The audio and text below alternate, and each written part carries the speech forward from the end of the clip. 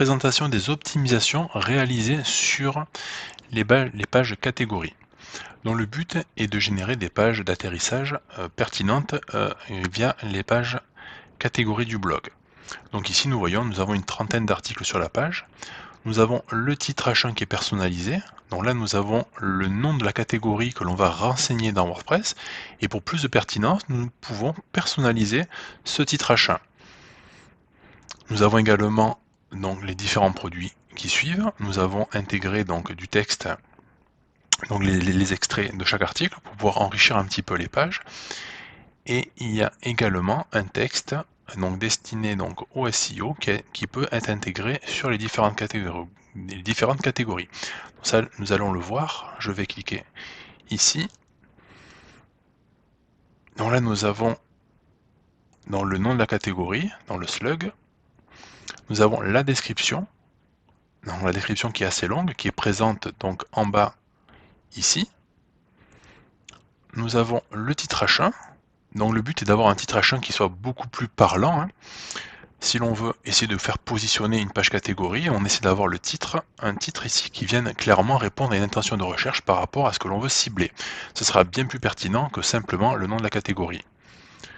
On a la couleur donc de la catégorie.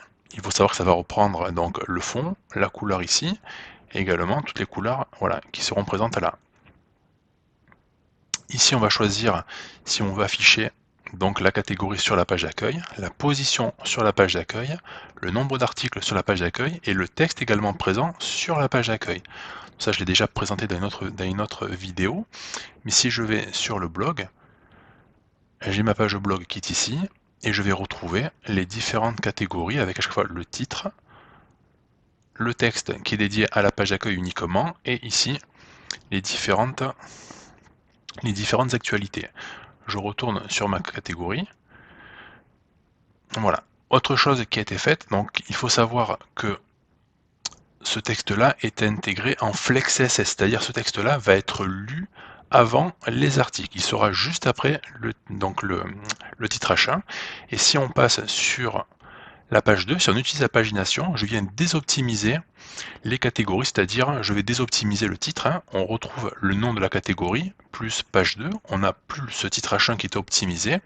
Et l'on vient également retirer le texte qui a été intégré pour avoir seulement la page 1 qui soit optimisée. Au niveau de la pagination, ce que l'on a fait, c'est que lorsqu'on a beaucoup de pages, automatiquement nous allons intégrer les pages des dizaines. On aura la page 10, 20, 30, etc. pour faciliter le crawl des pages qui seront un petit peu plus profondes. Au niveau des options, je vais me rendre directement dans le blog. Ici, je peux choisir dans les 4 articles mis en avant sur la page d'accueil, la page du blog, dans la page destinée à accueillir donc le blog. On peut afficher donc les 4 éléments en haut. Ici, le premier article de chaque catégorie donc, sera mis en avant. C'est-à-dire ici, le premier article va prendre 2 emplacements au lieu de prendre un seul emplacement. Donc ça, c'est une option qui est ici. Et là, on peut paramétrer la longueur de l'extrait qui sera présent sur les différents résumés des articles et les extraits. Donc c'est ici. Et également si je veux afficher ou pas le nom de l'auteur sur les articles, on vient le cocher ici automatiquement. Donc voilà, donc il n'y a pas beaucoup d'options, tout se passe principalement au niveau des catégories. Vous avez seulement cet onglet là, blog, pour la configuration.